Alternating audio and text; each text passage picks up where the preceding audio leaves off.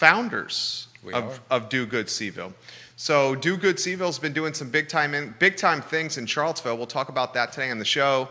We'll spend about half an hour with the friend of the program talking beer and wine and restaurants and Africa and fatherhood, being a husband. We have a lot of commonalities here.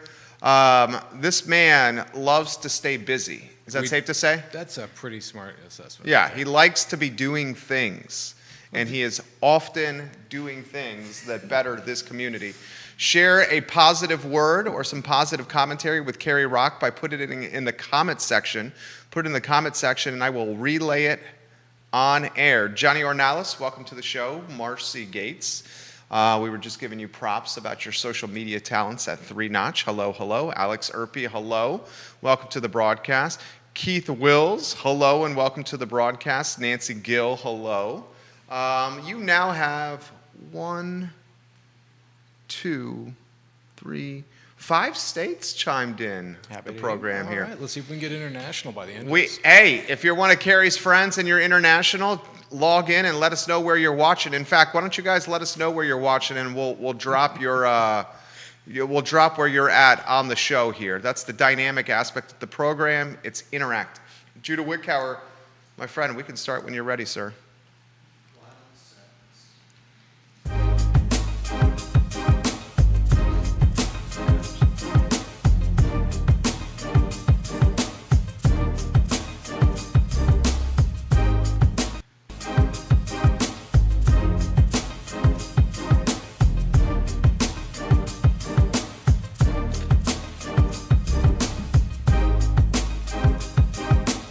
Guys, good Friday afternoon. My name is Jerry Miller, and welcome to the I Love Seville show. We're live in Charlottesville, in Albemarle County, across Central Virginia, the Commonwealth, the country, and the world, on the I Love Seville network. We're going to spend the next 30 to 40 minutes with a friend of the show, Carrie Rock. This gentleman, a man about Central Virginia.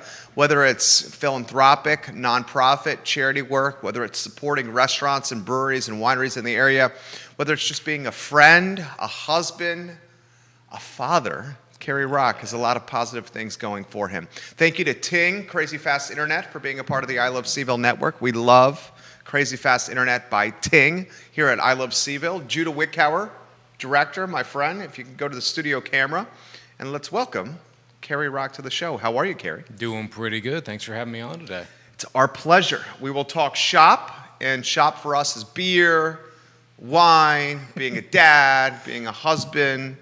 Before we do that, how about an intro for the few in the community that do not know you? You're very popular. That's for, very nice. For the few who don't know you, who is Carrie Rock? Hi, everybody. Carrie Rock, longtime Charlottesville resident since 2005, Army veteran. More importantly, husband to Colleen Rock, father to Amelia Rock, and co-founder of Do Good Seville. We formed about 2 years ago to just take our philanthropic work to a more centrally located naming structure, as opposed to just saying, hey, can you help Colleen and Carrie do this good thing? We found it's a little bit easier just to actually have a name and give us more ownership of the idea of helping in the Central Virginia region. So Do Good Seville helps other nonprofits actualize their dream or mission? Correct. In whichever way they need. We've helped people with online media, event hosting, and fundraising. Or if you just need volunteers, we've been able to bring volunteers to events, getting the word out. Really, it's whatever somebody needs, we try to help as best we can. Janet Knight is giving you some props. The veteran of the restaurant industry, whether it's Rapture or Blue Moon Diner or the Tin Whistle. Janet, we love you. Johnny Ornalis, the owner of Guadalajara, and El Mariachi watching the program. Ah, nice. Examples of some proof of performance that Do Good Seville has done for the community. One of our biggest things is the Winter Wear Drive. We started this 6 years ago. Specifically was aimed at helping the Haven get clothing during the winter months for the homeless population.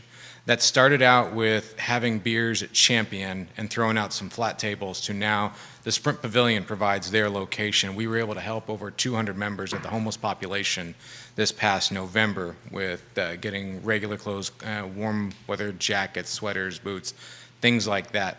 So helping them through the cold months, helping them actually see like someone cares about them, someone values them as a human, And we're not looking down, not saying, oh, here's charity. It's like, hey, I value you as a human being. I want you to be warm. I want to see you in spring.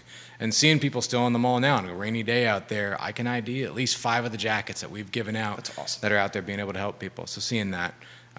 Another one of the major efforts that we do is the graveyard cleanup for the veterans. It's coming up this Memorial Weekend, May 29th, where we clean up Oakwood Cemetery. Hands on the gravestones, knees in the dirt, scrubbing the moss and dirt off the gravestones, remembering those that have given everything for their country and showing honor to them and their memory. That's big time. That one hits 100%. Yeah, close to especially home. for you. Yeah. Yeah, because he's Army. Yes, Is it sir. Army? Yep. We were giving you some props on the morning show. Keith Smith and Lee Elberson are Marines. Of course, they got the jab from the Marines to the Army, and then they wanted me to relay to you, thank you for the service and for the commitment to the community. Is it your mother-in-law watching from Colorado? Leslie Todd. A wonderful son-in-law from Leslie and Dave Todd in Colorado. Leslie White Cosner. Yes, ma'am. Thank you, Carrie Rock, for everything you do. This question's coming in. This is from Laura. Ask Carrie why he and his wife started this in the first place. Very good question. Thank you for asking that one. And I feel like a politician for saying that. But going through life and just living it for ourselves, for me, it felt selfish. I used to be that guy. And then there was no return on life. It didn't feel good being who I was. And then as I started giving back to the community, doing the coat drive, doing nonprofit fundraisers for Sarah, Ishan Gala, The Haven, Water Boys, it just gave more value to living each day. And then with my wife coming into the fold and then amplifying that with her love and her managerial skills and whatnot, because honestly, without her, I would not be able to focus on what we actually need to do. So just giving back and making your life be more than just about you, to us, that's what it's about. What do you got cooking coming up? You got a trip to Africa on the horizon? Next year, most possibly. Yeah. And running for being a team captain for the Conquering Keeley campaign right now. I think we've got a link actually to share if we could. They have their open enrollment for veterans. For those that want to join the Waterboys program and the Conquering Keeley program that takes disabled and non-disabled veterans over to Africa to be part of the fundraising portion of Waterboys, helping with the water crisis in Tanzania, Ethiopia, and Kenya, while also challenging them to climb Mount Kilimanjaro. So I think the link is somewhere around. Hit on that, put your application in if you're a veteran and you want to be a part of that. This is an interesting comment that's put on. Carrie, give us more information into what you're doing in ceremony and with tombstones at graveyards. And you have photos that you've rotated on screen. Continue rotating those photos on screen because multiple people are asking about this. Cool. So we have this Memorial Weekend. That's actually happening on Saturday, May 29th at the Oakwood Cemetery here in downtown Charlottesville at 8 a.m. to 12 p.m. We're gathering volunteers to wash the headstones of veterans here in Charlottesville. Myself, my wife, and Chris Long have been doing this for the past 5 years. Officially, the Chris Long Foundation is a sponsor and co-founder or co-host of the event itself. We've partnered with Hathaway Cleaning Products. They're going to be donating the official cleaning products, same stuff that's used in Arlington. We're going to be using here in Charlottesville. We team up, we attack the whole graveyard, specifically targeting the veterans' headstones, cleaning them of all the moss, debris, anything like that, and using the actual standard cleaner that's used by, like I said, those in Arlington to make sure that we're not damaging the headstones in any way. We're following all local guidelines. With that, we also have to follow within the CDC and COVID guidelines, so we're having pods, if you will. Although I see restrictions are loosening as Charlottesville's setting the standard. I think there's 0 new hospital, new inpatients. We're crushing it. We're doing a great job. Albemarle and the city of Charlottesville deserve some props. They really should. And it's a personal choice, and I hope your personal choice is getting vaccinated. Well, we'll just leave it at that. Yeah. But I'm doubled up, and I'm happy about it. I got the Johnson & Johnson. I feel more confident than ever. Lucky. You're lucky. Yeah. Marilyn Brzozowski. Carrie, you are truly inspiring, and of course, Colleen only makes it that much more special. You're absolutely amazing. Colleen is watching. Hello, Colleen. Hey, baby. Welcome to the show. Marilyn and Jimmy Grove giving you guys some love on the show. Why don't we talk about that? Because you've got some takes on this. You're certainly one that is a proud American. You're certainly one that, you fought for the country. I did fight in Iraq, yes. Yeah, you fought for our country.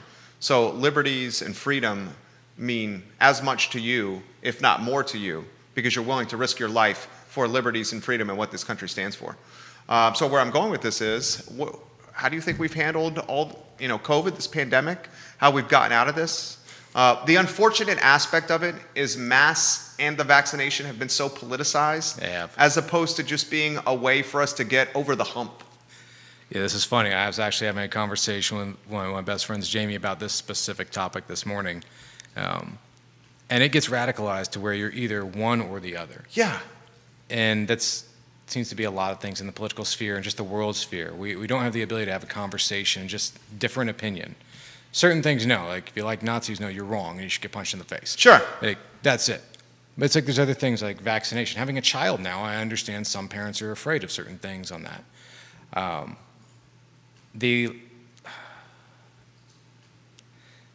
restrictions of freedoms, as some would refer to it as, for requiring a mask to come in, I get that. You're being told to do something. You feel that that is an infraction upon your rights as an American. But the idea of the vaccination, the idea of doing something that may be an inconvenience to you, you don't see the good it's going to do for those two people down the road. No, you may never feel the pain of COVID. You may never lose somebody you know. You may never have the cough or anything like that. But you could carry it on for that next person. That person could then take it, when they think they're good, and go see their grandmother, and their grandmother takes it, and you now have been a part of that bad chain. If all you're being asked to do is put a mask on and chill out for a bit, I don't see the difficulty in that. But again, I'm former military, and I'm used to saying that here's the mission. The mission is the most important thing. And the mission right now for the Americans and the world itself is beating COVID how we know how to right now. You had the same thing back in 1918 during the Spanish flu, and we lost 17 to 75 million people in the world. We're right now in America at about 600,000 people that have passed away. India is losing 4,000 a day. Yeah. And if all we have to do is a little bit of an inconvenience of wearing a mask in public, limiting our interactions outside of the house, I'm okay with a small price to pay. Small price. Yeah, and this is coming from someone who fought in Iraq, I'm sure, and I don't want to assume, that's why I'm asking the question. Michael Dillard and Star Bowman, welcome to the broadcast. I would imagine, and if I should not be asking this, please tell me, but I would imagine if you were in Iraq, can you put in perspective the gear and what you were wearing and covering your face and the temperatures? Temperatures, yeah. The highest temperature I've ever experienced over there was 143 degrees. 143? Yeah. Okay. But you're wearing body armor and stuff like that. I don't think that compares. Okay. Because I was a soldier. I signed a contract that said I want to go do this. You signed up for it. That's I the understand. difference. Okay. I understand I'm giving away certain things in my life for service. We're asking the American populace to give up a couple freedoms, as some would say, or some inconveniences of that, for something they can't see. Some people, like I said, are never going to see the impacts of COVID aside from the economy, the markets that we're dealing with, and then also what's happening. Like, you can't go out to dinner, you can't go out to lunch, stuff like that. They will never see that. That's where the limitation is. Well and said. they may never know if it will affect them, and they will never know if they actually made a difference. But what they can say is if they do put on the mask, they do get the vaccine, they can say, at least I stood on the side of setting a proper example for others around me. Well said. That's why I wanted to ask you about that. Well said. Albemarle in the city of Charlottesville, Albemarle County is number 1 in the Commonwealth. Really? With vaccinations. The city of Charlottesville is number 3. Who are we behind? I will look when I ask this question. I know Albemarle's 1 and city of Charlottesville's 3. Here's the question I have for you. You're a leader in this community. How do you think this community, and I'm calling it Central Virginia, Okay. which is 300,000 people roughly, how do you think we manage this pandemic? We've managed it as a community from all different backgrounds. Everyone's handled it in their own way, but I don't believe we've seen outright violence or anger or disruptions that you've seen in other markets and other communities. Our community bands together. We've dealt with enough crazy things in the Charlottesville history. And this, I feel that we're handling it well. I mean, the numbers speak for itself. Numbers don't lie. Some people may begrudge it. Some people may not like that they are getting a vaccine or like that they're wearing a mask, but they're doing it because they know it helps their community. So that loops back into the whole heart and soul of Do Good Seville. We're here for the community because the community takes care of itself. And just happy to be a part of that. Like our logo is, Do Good Seville because we can. Don't have any red tape. We don't ask for many permissions. We just see that something needs to be happening, something good that needs to be happening, and we just do it. And you look around Charlottesville, you see a lot of people like that. Tanisha Hudson, that's a friend of the show. She saw a cause. She didn't ask for much permission. She just went and did it. You've got the Buck Squad down on South First Street in gunfights.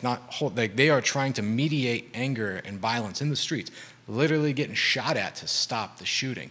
They saw an issue. They jumped up and went after it. Legacy Eats out in Nelson County. They've donated 30,000 meals in the past year because they saw a need and they just did it. That's what keeps us going, seeing that there's people still out there like us that just see a problem, knock it in the face, and stand over and saying, I'm going to beat you. I love this guy. Steve Easton loves you too. He says, well said, Rock.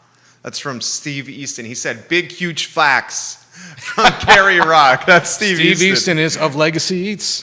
Daniel James, welcome to the broadcast. If you want to give Carrie Rock some props, just put it in the comment section on any social media platform you're watching this show upon. I want to ask you so much.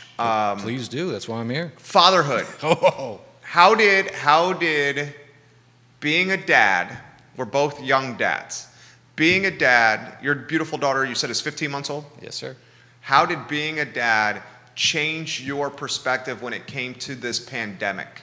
Because the Carrie Rock I knew probably 10 years ago probably would not have given an F about it, right? I had the jitters. Because you had a feeling of invincibility 10 years ago. Is that fair? That's a fair assessment. And so did I. Yeah. And now that we have, because we were young, now that we have beautiful better halves and kids, my feeling of invincibility has completely eroded away. And now I'm just like always thinking about Lauren and Trey and their health, everything, being a dad, a husband. Question for you, how did it affect you? It was difficult to say the least. As our daughter was born first week of February. So we wanted to do the safe thing, not go out for the first 6 weeks and whatnot until her immune system built up. But right with that 6 weeks hit, at the end of that, we're like, all right, we're going to go to 3 Notch, we're going to go to the restaurant, we're going to go out. COVID hit. Yeah. So then we were locked down another 2 months. I was getting the jitters, wanted to get out, as I'm a very outgoing person. Yeah, you like people. Yeah. Yeah. And luckily I have a more intelligent, better half who has had the safe side of us, so we need to be smart about this, and we were. It definitely taught me a lot more patience. That's one thing I could say I walked away out of. When we walk away from COVID, when we look at it in the rear view, it will have taught me a lot more patience, a lot more reserve in our actions, a lot more appreciation for what we have right in front of us right now. I was having this conversation with my neighbor. His daughter just is about to turn 3. Mm-hmm. So for the last 15 months, a 3-year-old has essentially known a COVID world. Yeah. And this past weekend, my neighbor and his wife took their 2 daughters. The oldest is barely 3, about to turn 3, and the youngest is your daughter's age. 15, yeah. And they went to First Watch in Barracks Road for brunch. And the not yet 3-year-old said to Dad and Mom, "You mean we can sit inside the restaurant and eat?" She was astonished, shocked, surprised that they could have brunch inside the restaurant. Just imagine when we don't have to wear masks again. That world, my daughter right now is only, when we go out. She's only known masks. She's only has. Does she wear a mask at 15? No. Okay. I don't. CDC you don't have to. Yeah, CDC doesn't recommend that. Yeah. But yeah, she's only known the social distancing. She's only known masks. She's only known limited going out. We've gone out every now and then, but it still feels weird. We still feel a little guilty taking her out, doing certain things. Would you feel safer or less guilty? Is your wife fully vaccinated? Yes. Okay. Did you feel safer or less guilty when you two got fully vaccinated, or is it strictly tied to the fact that your daughter has not been vaxxed? It was more waiting for me to fully get vaxxed because I got sick on my first day, so I had to push mine back. It was more us following the science that the vaccination, once you've got it 2 weeks after, then you're safer, the infection rate goes way down, everything else like that. It was more wanting to be within those norms. But then also, you do anything long enough, that becomes your normal. And our normal now has been stay at home, order Guads, and watch some movies. Nice. And, oh, yeah, man. They know our order. The second they hear our voice, they're like, da-da-da-da. Yep, yeah, it's us. We'll be there in 10 minutes. But it's like anything that becomes normal after a certain amount of time. So for us, it's just relearning how to go out and do those things. And it's great that a lot of the locations were ramping it within the CDC guidelines and Virginia State guidelines to let people still go out. Like King Family Vineyard, great example. They opened up the polo fields, socially distanced your tent spaces, so you could still come out, enjoy some great wine, but then also be outside, but in a safe way. So it's good to see some of those businesses doing that. Champion, when they set up all their tables outside, social distancing, follow the rules, come out, have some great beer. Doing those things. And now they're back open this week. They opened up the bar service again. So celebrating to that. Marilee Martis Higgs. Yes. Awesome, Carrie. Good for you, sir. You rock. If you want to give Carrie some props, put it in the feed here. A lot of positive props. Dave Todd, is that your father-in-law? That is. Daniel James, Dave Todd, Michael Dillard. You have 7 states watching you here on the program. I got to ask you of other trends that are positive or concerning coming from COVID. It seems from my perspective, you follow this as well, we know we have an amazing place to live in this Charlottesville area. You have a University of Virginia where students can go to school for 4 years undergrad and then graduate school where they're falling in love with Charlottesville. Mm-hmm. And now they're getting nostalgic, realizing they have freedom to work from ISPs, can keep their big city job, but move to Charlottesville. This Zoomtown phenomenon. I was listening the other day when you were talking about that. Yeah, so dude, and your family's benefited from this, my family's benefited from this. The cost of living is going through the roof. It is. So folks that have homes are getting some more money. Okay, folks that don't have homes that are looking to get into the market are struggling to get into the market because the cost of a first-time home is higher than it's ever been here, and there's more competition than it's ever been. Yeah, a starting line for someone coming out of college or someone that's been saving up, it's not even that the race is hard, it's that starting line for them is getting so pushed forward. Exactly. To where, like, you saved up $50,000, cool. What's that going to get you 10% on a $500,000 house when you thought you were going to have 20% to put down? You know, you got 10% on a house that you hope keeps that appreciation value in 5 years when you want to move, when you have your first kid and you meet that life partner. Okay, so he clearly gets it. He obviously, he's an investor of real estate. He clearly gets it. Are you concerned about this and how this trend is impacting this area? Because the fear is, and you know this fear, that this is just going to turn into a rich white playground. We'd be lying if we said it wasn't already. And you look at the separation of the people that service our food, the restaurants, and they're making $2.13 an hour plus their cash wage, tip them an extra $5. So they're not making the proper living wage. They're making a minimum wage at that, and they're also being put in horrible environments. One of the big things that we're seeing right now in the employment industry within the food service is that people aren't coming back, and restaurant owners are wondering why not.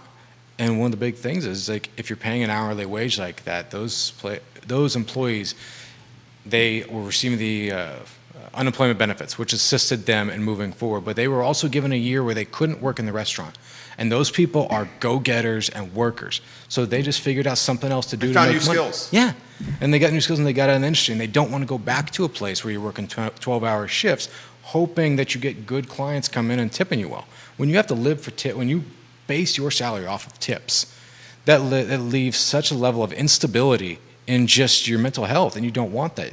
You take a little pay cut, have some mental stability, and that's where they're going right now. Perfectly well said.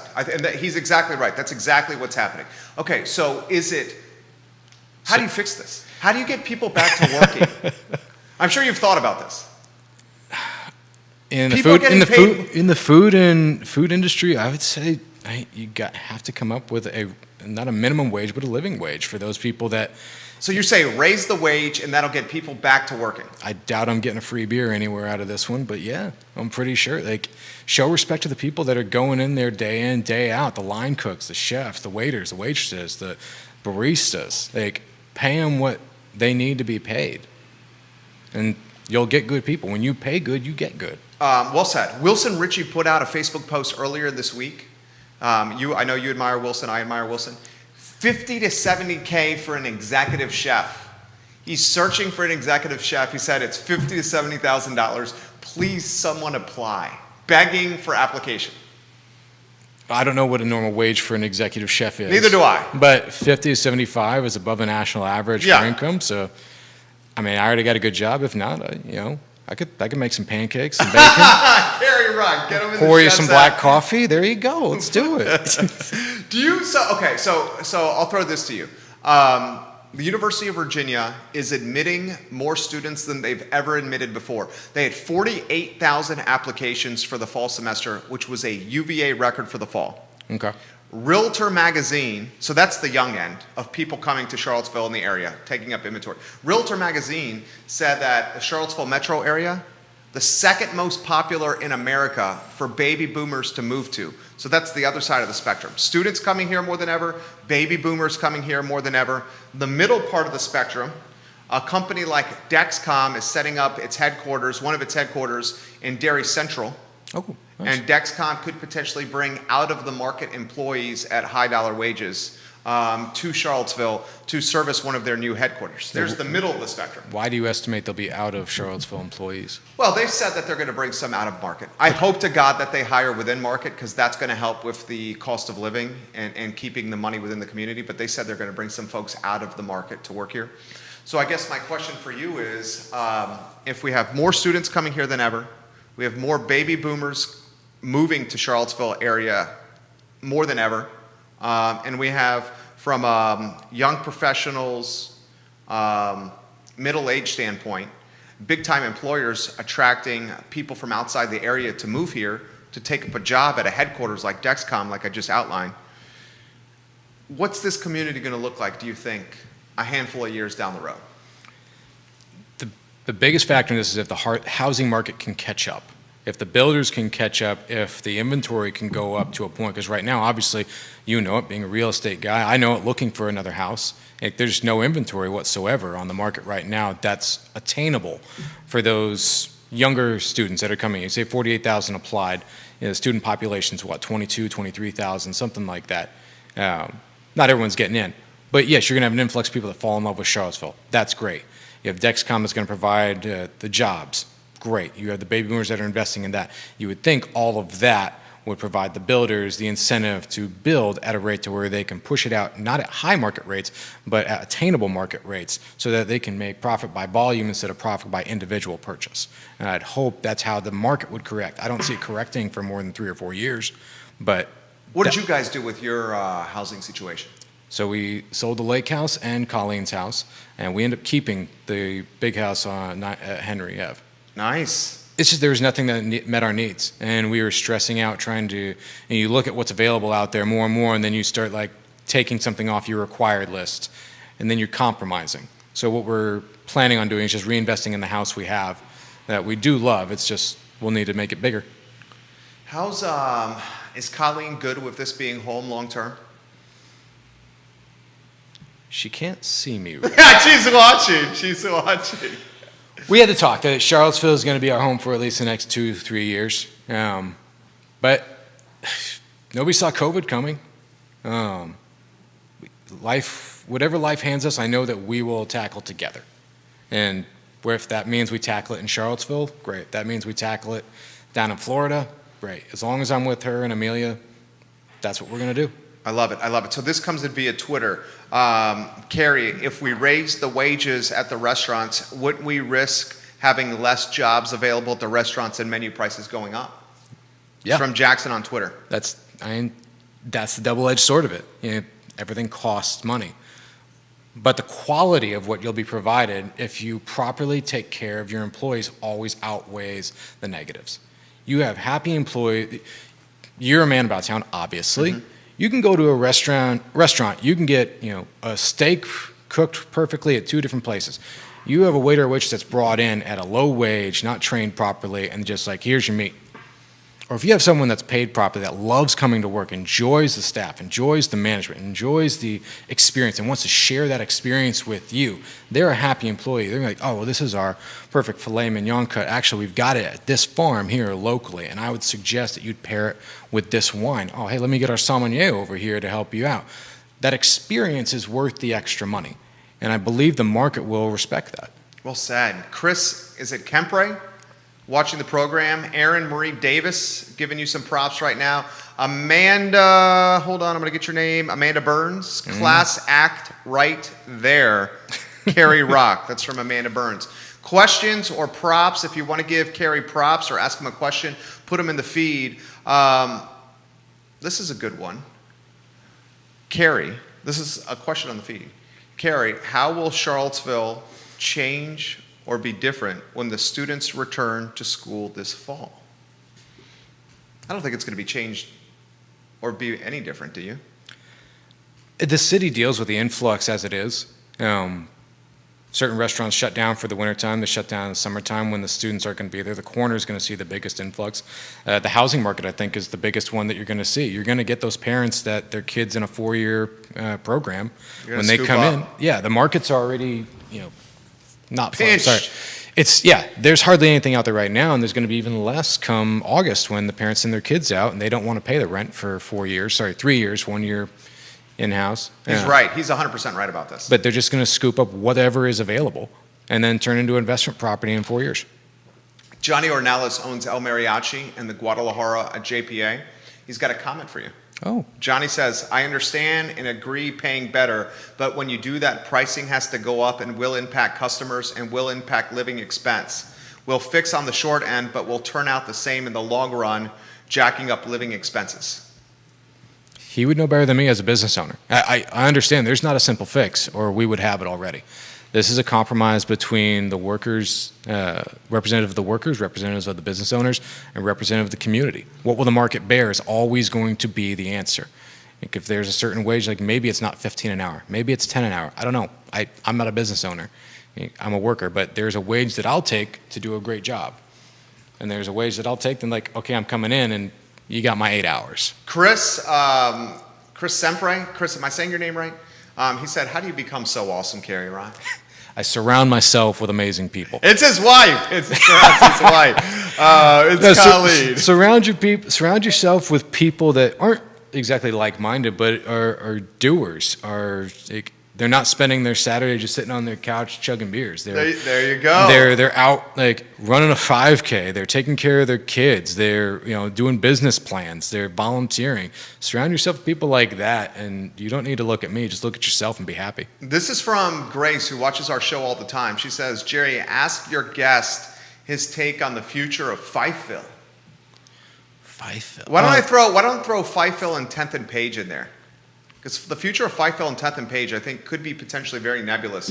10th and Page, in particular, because of Dairy Market and Dairy Central, and Fifeville because it's potentially the last quarter of true development in the city of Charlottesville. The unfortunate aspect of both is both 10th and Page and Fifeville are historically African-American neighborhoods in the city, one of the few that we have left in the city. I unfortunately believe it's just going to get swallowed up. Me too. You look at what's probably going to happen on 10th itself. 10th is already a nice area, but you have the area between 10th and Barracks.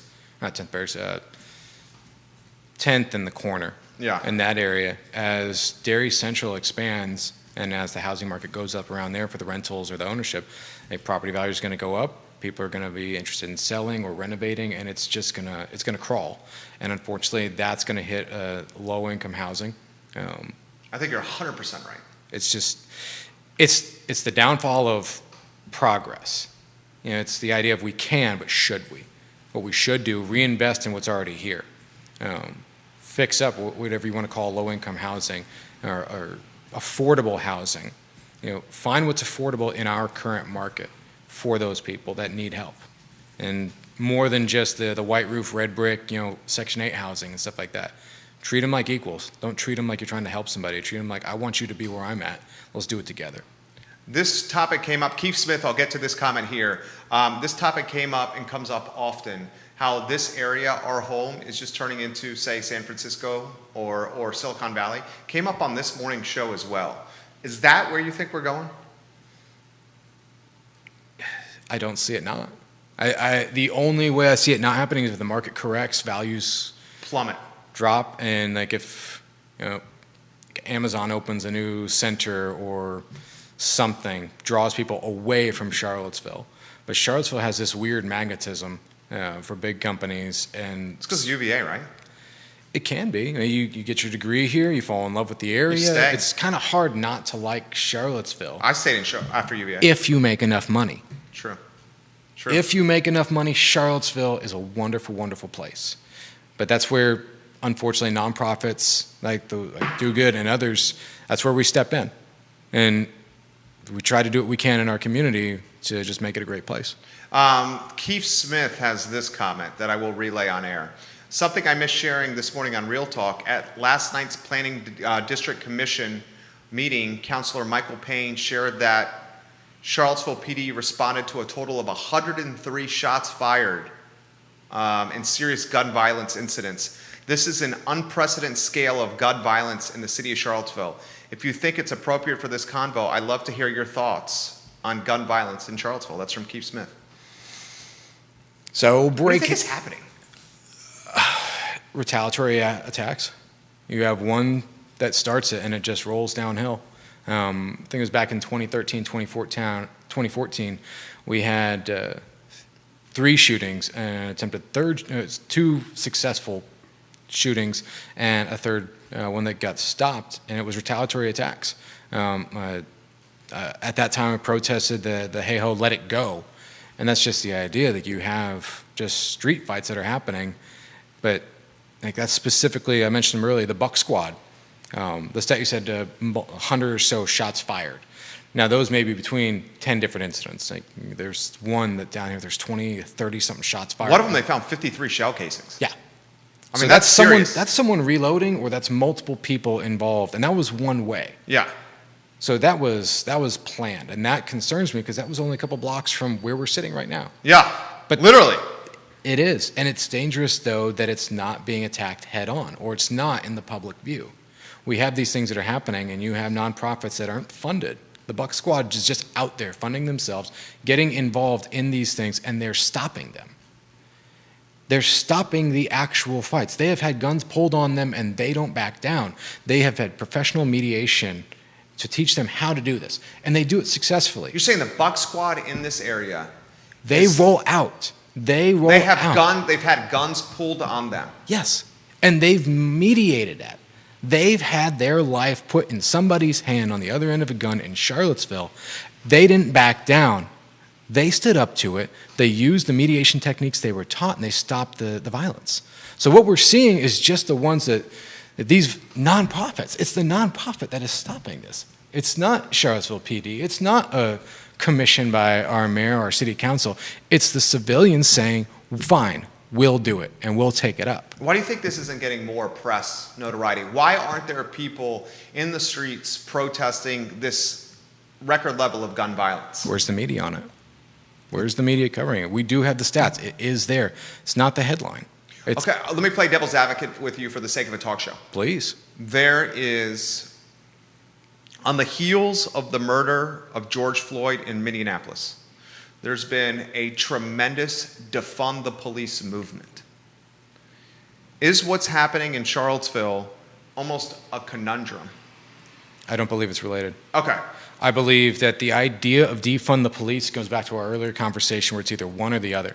I believe this is a completely misunderstanding of what the word defunding means. Okay, I agree with that. So my question was different than that. Sorry. You and I are of the same mindset. Defund the police basically means let's allocate money to, say, a mediator or a therapist for a domestic dispute, as opposed to 2 police officers in gear with some serious guns coming up in a cruiser. Yeah. That's one example. I fully believe that there are situations where you need heavy armament, you need backup. But that should be used in a minimalistic fashion, like called out when it's needed. I agree. So here's where I was going with this. Where I was going with this is, are the people that traditionally would be up at arms in protesting right in front of our studio on Market Street, are they not doing that for fear of the perception would be we need to get more allocated resources to the police to keep this gun violence down? Because the Charlottesville, I know years ago, if we had this kind of shots, guns fire and shots like this, there would be a protest in front of the police department. Yeah. right? Yeah? Are the folks that otherwise would be protesting, are they not doing that because then their actions could be interpreted, the police need more resources, look what's happening? It's the one or the other. There's no gray, there's no, I can be defined with multiple different terms. I'm either this or I'm that. To where if you say, yes, I support defund the police, you're like, oh, well, you're a crazy leftist. Or if you say, like, no, I support the police, oh, you're crazy on the right. I personally believe, like, I support the police. I think they do a wonderful job in the situations they are put in.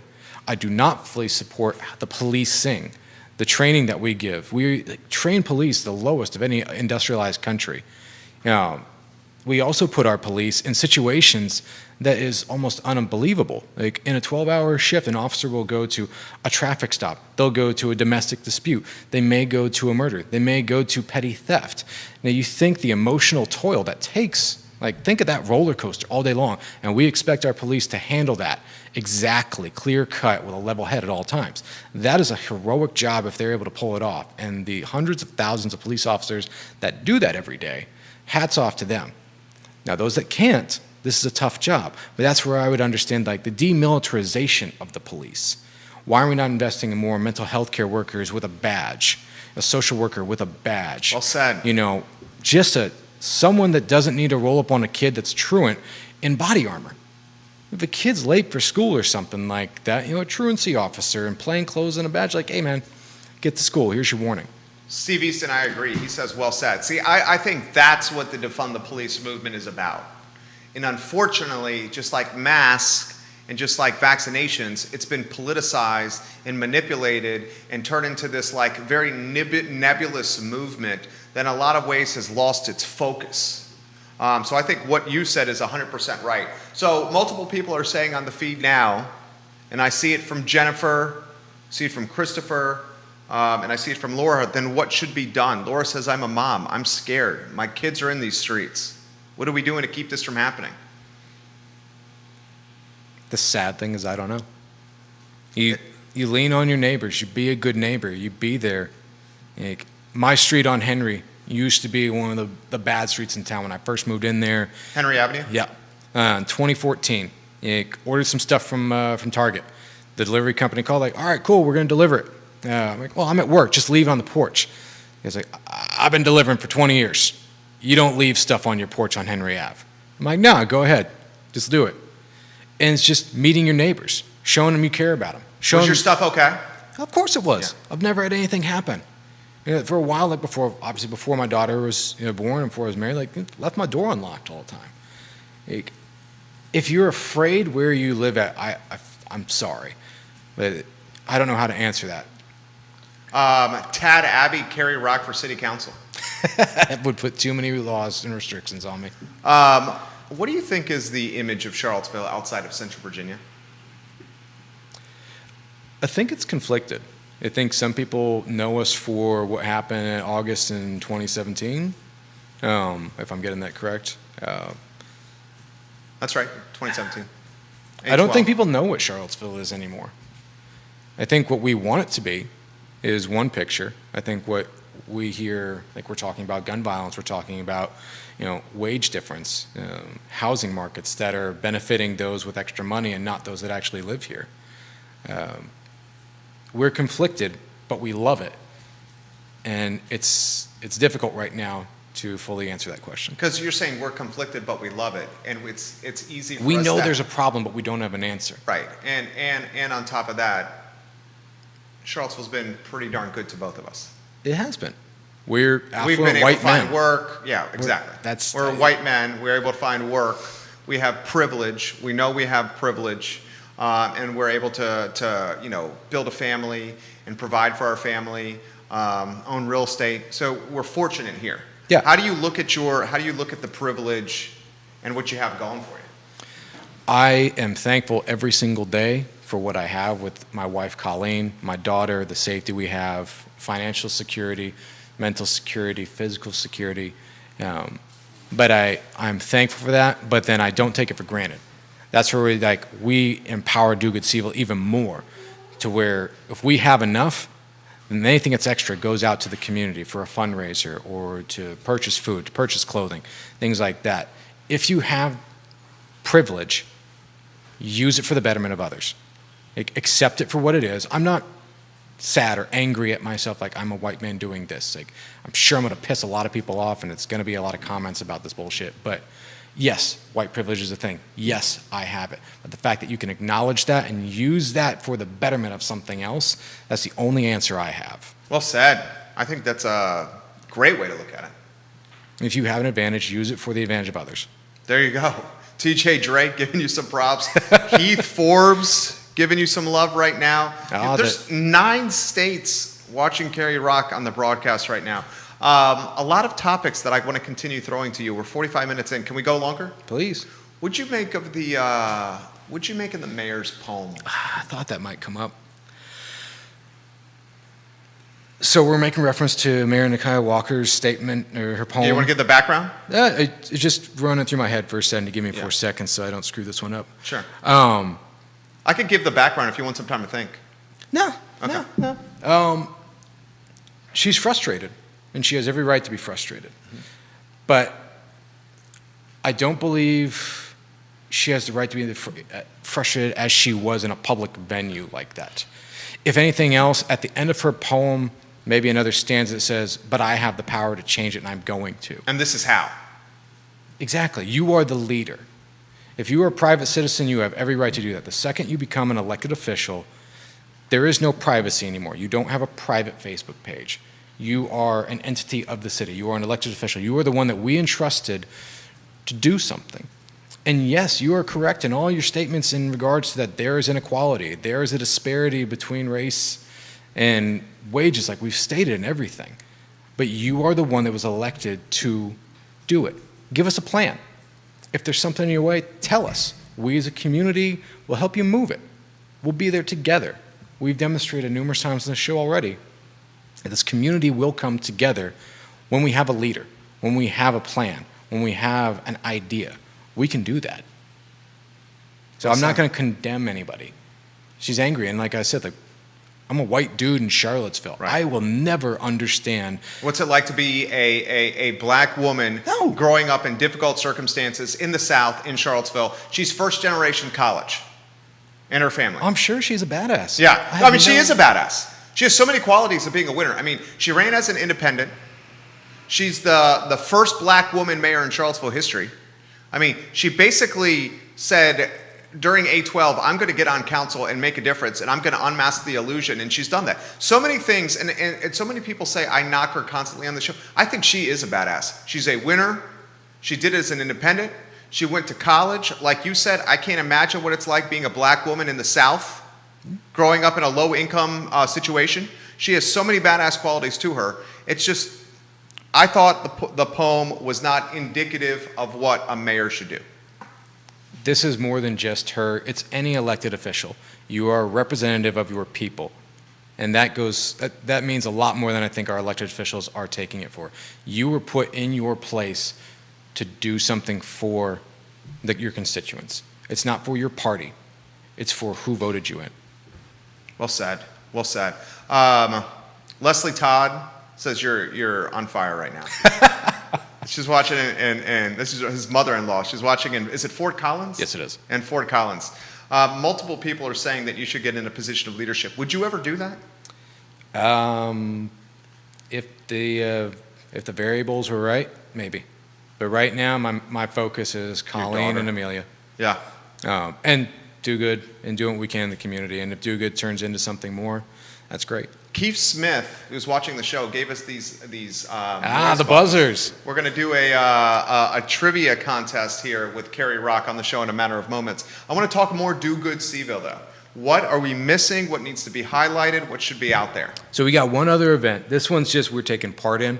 There's a national relay coming through Charlottesville on Monday. It's called Carry the Load.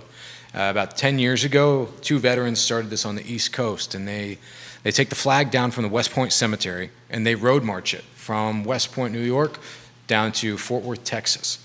So 3,000-mile-long walk, and it's coming through Charlottesville. Gets in town May 10th at 3 p.m. at Kohl's. I'll be leading Team Red, White, and Blue, the Student Veterans of America, UVA chapter, Charlottesville, Albemarle Fire Department, Charlottesville, Albemarle Police Department members will be taking part in this walk. It's 3 sections, so Kohl's to Best Buy, and we leave Best Buy at 5 p.m., and we get to Giant on Pantops, and at 7 p.m. we leave Giant on Pantops and go to the East Riviana Fire Station. I'm glad that you gave me the ability to bring this up, because each time we've done it, people think it's a protest.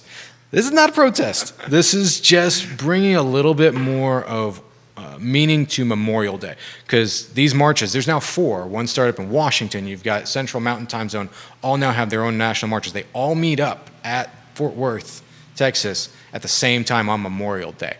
So it's like 4 national relays coming apart. So we're not protesting. We are just showing honor to the veterans, the first line responders. We had someone walk with us that lost their mother to suicide the year before, and she just wanted to say, be a part of something. It's anybody that wants to be part of the community to join us in walking. You'll see us on 29, definitely during rush hour. Hopefully the fire department doesn't put a fire truck on us this time. You're going to love this. Yannick, watching in Florida, the chef. So Yannick and his beautiful wife, Nikki, entrepreneurs and staples here in the Charlottesville community. They're now living in Florida. They are. And Yannick says, Carrie, I'm watching your every move right now. He also says you're doing a hell of a job on the program, and he's watching from Florida. Casey Christensen. My sister. Where's she watching? Corona, California. She says she's so proud of my brother. Ted Abbey says, Amelia says, run, Dad, run. Is Ted your friend? Tad Abbey, yeah. Tad is your friend. All right, let me throw this to you. Marilyn is saying, Carrie, you and Colleen need to move to Felton. Your leadership would be a great benefit here. People are recruiting Carrie away from us. I like having Carrie and Colleen here in Charlottesville. I really do like them here. Anything else before we get to some trivia questions for you? Just another rehash. Check out. Oh, snap. Yes, actually, one huge thing. Ooh. So, with the Memorial Day cleanup that we're doing, we are partnering with the Chris Long Foundation. Okay. Now, we know some people want to take part in it, but they're still afraid with COVID. They're just concerned with COVID and being around people, but they still want to be a part of the event. We're opening up a fundraising portion that's going to benefit the Fisher House of Richmond. They're looking to build a second house. We're trying to help with some fundraising. Chris Long Foundation is going to match any donation up to $2,500 that's made between now and the event on May 29th. To donate, just go to the Chris Long Foundation. I believe we've got the link to share in the feed. ChrisLongFoundation.org. Donations made on that page between now and May 29th will be matched up to $2,500, benefiting Central Virginia specifically with the Fisher House organization. It's big time. It is. And it's an organization, if you're not aware, the Fisher House organization provides housing on or near VA or military hospitals, medical facilities, so that family members that are coming to visit a wounded soldier or a soldier that's going through surgery and whatnot, they have a place to stay, rent-free. So there's 91 houses across the country right now. They've saved over $500 million in money that would have been spent in the local economy on housing and whatnot, or renting hotel rooms and stuff. So they're doing a great organization, doing great work for veterans. I love it. TJ Drake is watching. TJ says, treat people the way you want to be treated, regardless of race, creed, religion, or political affiliation. Carrie and his organization live by that, and I hope the rest of Charlottesville will follow his commitment to this community. I love you, brother. Oh, I love you too, my man. Tommy Kinsel. Up at Crutchfield, yeah. Great work, Carrie Rock. Chris says, I'm super proud of you for doing this, dude. You're a very honorable guy. We are literally not going to get to all these comments for Carrie Rock. I am trying. He is a big-hearted individual, and so is the entire Rock family. This was going to be a 30-minute interview. It's 54 minutes, and that's because the dude is so dynamic, and he can talk and pontificate on just about any topic tied to this community. Keith Smith has got a jab for you. He says, Semper Fi. Over you. I'll leave you a box of crayons, buddy. Yeah, he said he'll leave you a box of crayons, Keith Smith. Rock, Keith. We're going to take Keith Smith's buttons here, and we're going to play a trivia game. So Kerry is going to play without competition, so you cannot lose this. This is a good game already. This will be questions tied to you. We want to use this new buzzer because we got it today. So while you're not competing against anybody, before you give the answer, if you could ring in the buzzer. Let's just try. Yeah. Okay, it's working. Okay, All right, it's okay. not rigged. We're going to do trivia on the network and on the show moving forward as a way to kind of just finish the program. Some questions for you. Are you ready, my friend? Please. Okay, here's the first question, and it's right up your alley. Because one thing I know about Kerry Rock is he loves a cold beer. My friend, what is the oldest and still active brewery in Central Virginia? Central Virginia. Star Hill.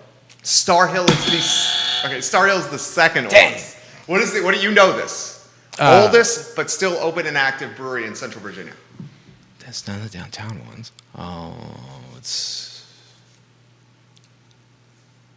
I do not know. South Street. Okay, see, that's a trick question because it's different owners. South Street, that's true. That's true. Now owned by Blue Mountain. Correct. By Taylor, right? I would assume. Yeah.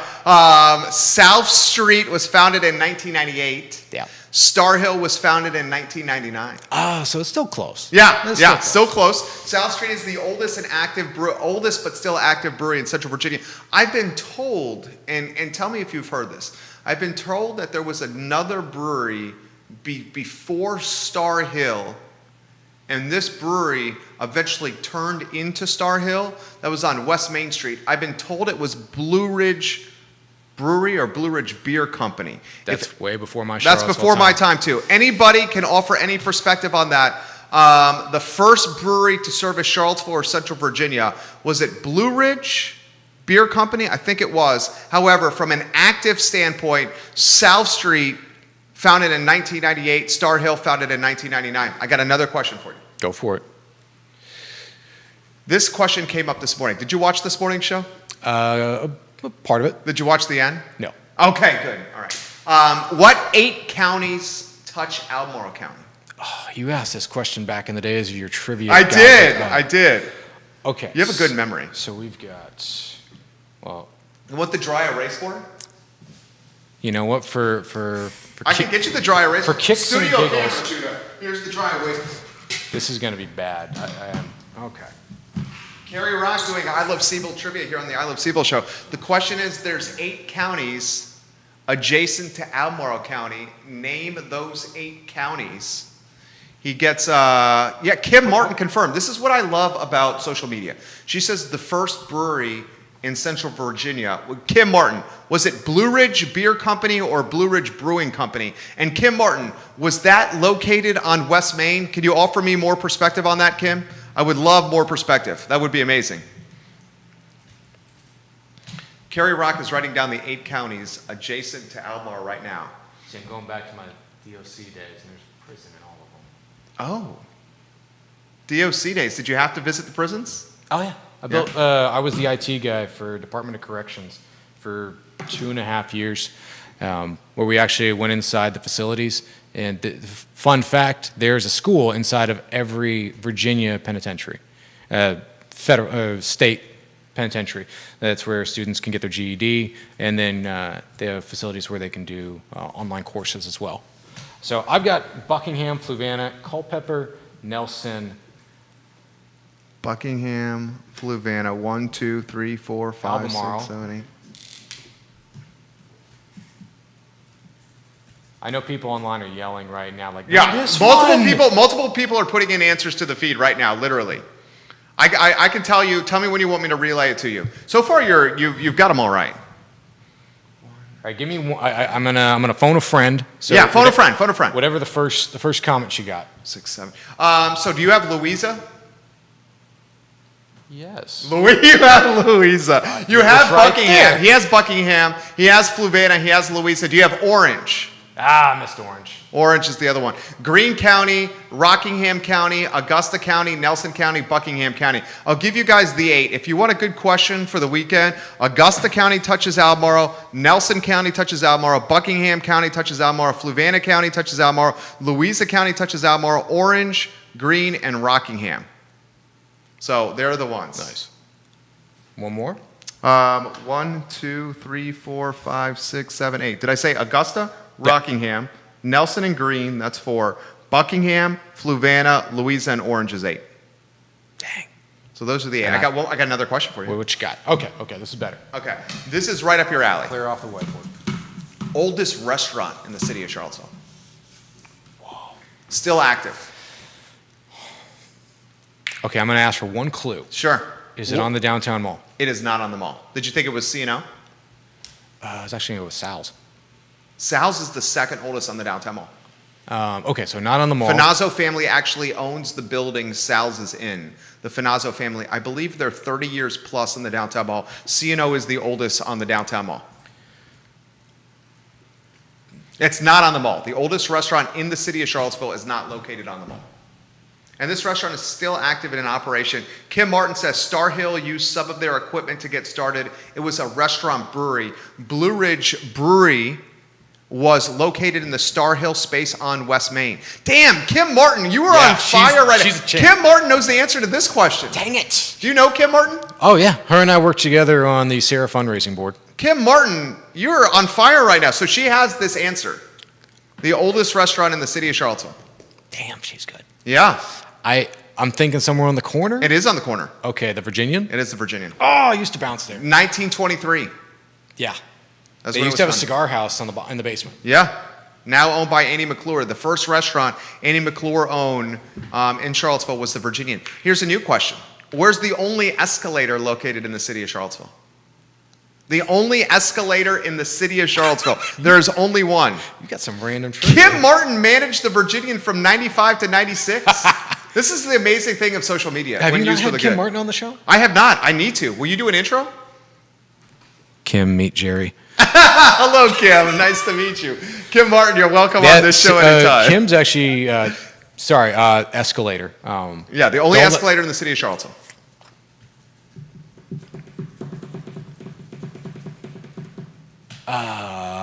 No clue. I'm like the car dealerships? Michael's, Barracks Road. Really? That's Michael's and Barracks Road. Up, you know how you take it upstairs? Have you been in Yeah, there? I've gone there multiple times. I went through a whole quilt making phase. So, Tad Abbey says Cho. Tad, Cho is in Albemarle County. Tommy Kinsel got it right. Michael's. Well said, Tommy Kinsel. Tad, the airport's in Albemarle County, not in the city of Charlottesville. Well played, Tad, right there. New question for you. You ready for this one? Do it. I'm not doing so well. I haven't even buzzed in. Where can you smoke a cigarette inside a restaurant in the city of Charlottesville? Double Horseshoe Saloon. That's one. There's another one. Double Horseshoe Saloon, you could smoke a cigarette inside the bar. They have a separate ventilation system. Nope, it's not the VFW anymore. There's no smoking. No? Come on, give me a clue. A bar or restaurant, you could smoke a cig inside the city of Charlottesville. It's not on the UVA corner, this one. You got one of the two, Double Horseshoe Saloon on High Street. Yeah, my motorcycle group goes there. Yeah. That could be really smoky in there. It can be, but Yeah. they luckily have tables outside. Yeah. Tad Abbey's got it. Well played, Tad Phone a Abbey. friend. Tad Abbey, phone a friend, says Miller's third floor.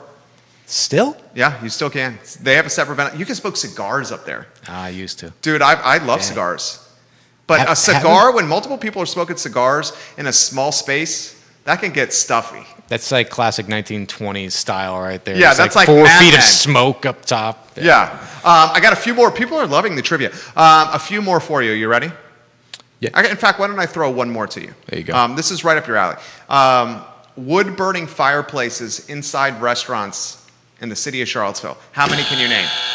All right, so we've got South Street, Yeah. Burnett's. Burnett's? Burton's. Burton's? That's Albemarle County. That's Stonefield. Shite. You got one of three so far. Does Burton's have a wood-burning fireplace? I would imagine they look like they wood.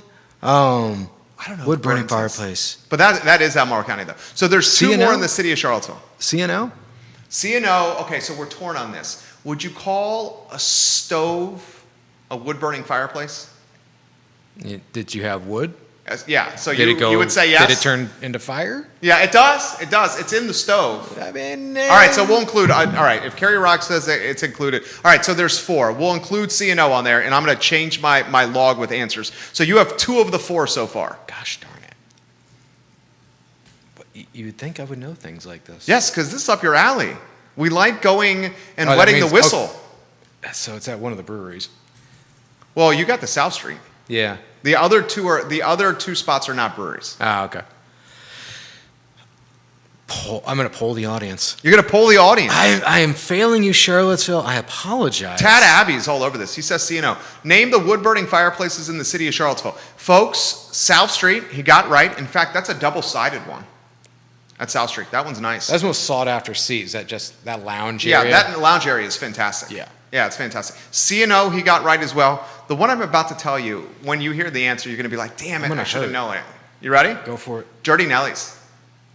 I've actually never been to Dirty You really? Nelly. You would love Dirty Nelly's. Would I? I mean, you like to wet the whistle, and you like a sandwich, and you like to talk to people. There you go. And Okay. it's got a fireplace. The other one's Common House, and I found that out this morning, Ah, that they had one. okay. That's 4. It's good. Yeah. Common House is a nice little spot. Yeah, it's a nice spot. Common House, more of a private club than a restaurant. Man, many people knew that answer. All right, so my friend, I've enjoyed this time so much so that we went 36 minutes longer, and I think that's a testament to you because you can carry the conversation. How about a final word for everyone that's watching? You have 9 states watching you here. I'm humbled by the nice comments, by the interaction that we've had with the populace right now, and it's just fun. This is great. Getting to just talk to the community, get our word out. If you can, come join us for the Carry the Load March, May 10th from 3 to 7. You'll find us on dogoodseaville.org. Find us on Facebook. Please, please, please come and join us for the Memorial Day cleanup on May 29th. That's on Memorial Day weekend, the Saturday, the 29th at 8 o'clock at Oakwood Cemetery. Again, dogoodseaville.org. You can register there.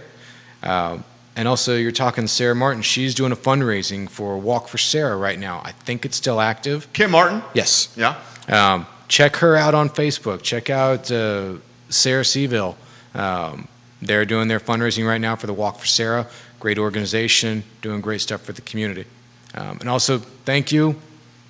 Thank you for your time as well. It's been a blast being here, man. Oh, dude, anytime you want. Seriously, anytime you want, you can come back here. Just say, if you give me like 2 days heads up, we'll put you on anytime you want. So- This is Dakota Ray Hill says Carrie's the man, putting Seville on his back. Vanessa Parkhill and TJ Drake are helping you with answers. This one's from Cindy. Jerry, can you ask your guest to show us his fantastic tattoos? We see him on screen, but we can't identify what's on his arms. Which one? Yeah, he's got a handful of tattoos here. Well, how about I say this? So we're right Cindy, there. whatever you feel, whatever he feels comfortable showing. So- Because he's got chest tattoo. Look at that. So- That's badass. That's the late, great I'm Captain hesitant to say this because we're on a microphone and video cameras. Can you actually unbutton that top button right there so we can see this here? I mean, look how badass that is. That is badass right there. Is that on screen, Judah? We got it. That is badass. How long did that take?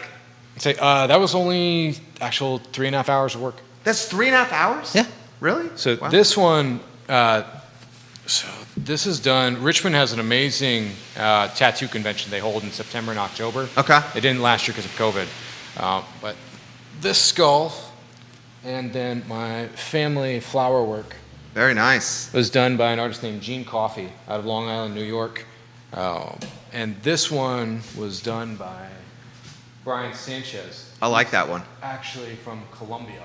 Colleen says, easy, Jerry, easy. when I asked you to unbutton that top line. So this- That's funny, Colleen. This one was most awesome. This one was 5.5 hours, but this That's dope. loops right back to the water work that we did in Tanzania. While we were over there, we ended up raising enough money to fund 3 different wells. But when we went over the first day, we got to see a site that had benefited from the water work we'd already done, the town of Mbuku. While we were there, they thanked us, and the elders from the 8 surrounding territories of the Maasai tribe came and welcomed us and honored us and made us members of the Maasai tribe. Wow. So Chris Long, Tom Santee, Elliot Ruiz, all the guys that were there on we were officially made members of the Maasai tribe. And so this tattoo was to honor that with the blue and green flourishes for the water work that we did. You are A-plus people. You are A-plus people. Surround yourself with good people, and you'll be the same. Emily Coleman, hello. My friend, anytime you want, please join us on the show. I sincerely mean that. His name is Kerry Rock. We need a lot more Kerry Rocks in our world. I think you just saw it over the last 70 minutes. This guy is A-plus people.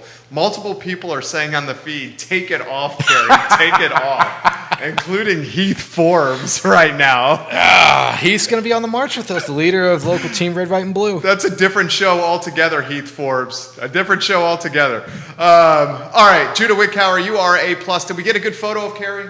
We did? Okay. My friend, thank you for joining With a us. shirt on, please. Yeah, with the shirt on. With the shirt on. For Kerry, for Judah Wickhauer, my name is Jerry Miller. This is the I Love Seaville show, where we showcase the best of Charlottesville and Central Virginia.